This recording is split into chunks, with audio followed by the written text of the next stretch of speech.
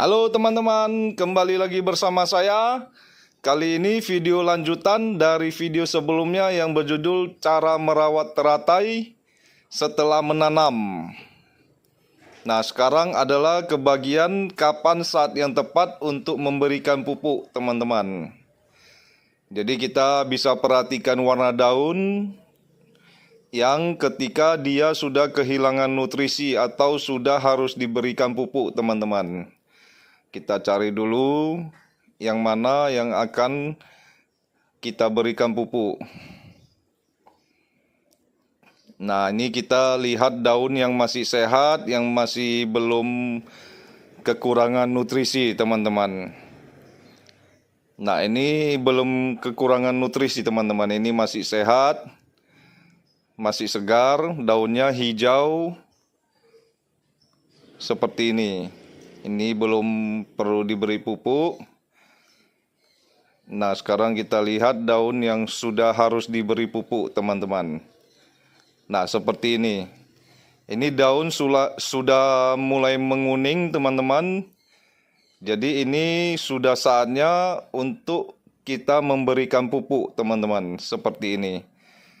Jadi ini bukan daun tua, juga bukan daun yang terkena penyakit. Ini adalah ciri-ciri daun yang sudah kekurangan nutrisi, hijau ke kuning-kuningan, teman-teman.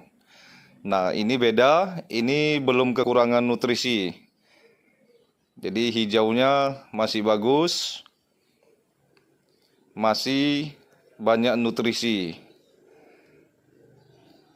Oke, sekarang kita berikan dulu pupuk ke teratai yang sudah kekurangan nutrisi ini, teman-teman.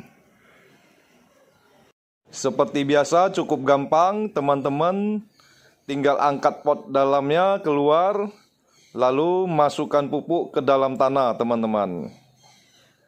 Masukkan, lalu jepit-jepit sedikit tanahnya, tutup kembali.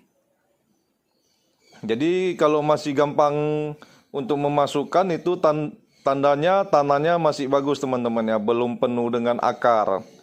Jadi kalau sudah penuh dengan akar, kita harus ganti tanahnya agar tanaman kembali segar. Sekarang kita cari yang sudah penuh, teman-teman.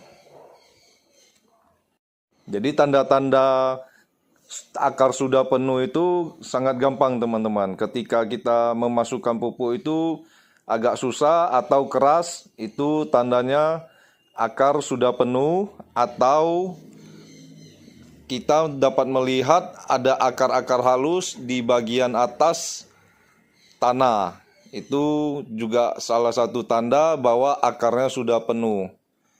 Jadi kalau masih bisa memasukkan pupuk itu nggak perlu diganti tanahnya, teman-teman. Oke, ini ada yang harus kita ganti. Kita lihat cara menggantinya, teman-teman. Kita angkat wadah dalamnya, lalu kita jepit pakai tangan di bagian kanan dan kiri seperti ini, teman-teman.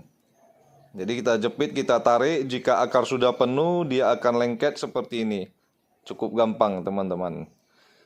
Lalu saran saya hanya memotong akar separuh, teman-teman.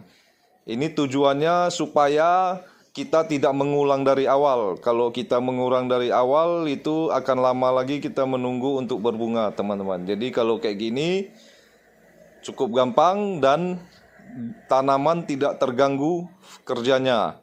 Jadi dia akarnya tidak perlu disitkan lagi, hanya perlu menambahkan tanah seperti ini, lalu taruhkan kembali, sudah sangat sehat. Seperti ini, teman-teman. Cukup gampang, cukup mudah. Ini jika teman-teman menukarnya ke pot yang besar. Jadi jika teman-teman tetap memakai pot yang lama, itu bisa juga. Cukup gampang, kita tunjukkan caranya. Kalau teman-teman memakai pot yang berlubang seperti ini, ini kita tunjukkan caranya agar tanahnya tidak keluar. Cukup memotong daun dan tutup ke lubangnya, teman-teman. Jadi tidak perlu alat ini itu segala macam, tidak perlu. Gunakan daun teratai, tutup, dan isi tanah separuh. isi tanah sampai separuh. Nanti daun akan membusuk, dan ketika daun membusuk, akar sudah mengikat tanah, jadi tidak ada bocor lagi teman-teman. Seperti ini. Jadi cukup gampang teman-teman, tidak perlu mengulang dari awal seperti menanam baru teman-teman. Jadi ini akan tetap, tanaman akan tetap bagus dan tetap sehat. Nah, seperti ini ya teman-teman.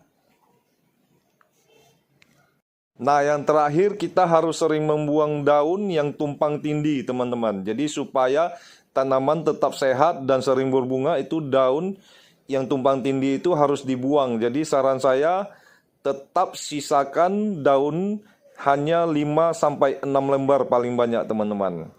Nah, kita cari daun yang banyak, kita buang teman-teman. Nah, ini daun yang banyak teman-teman, kita angkat.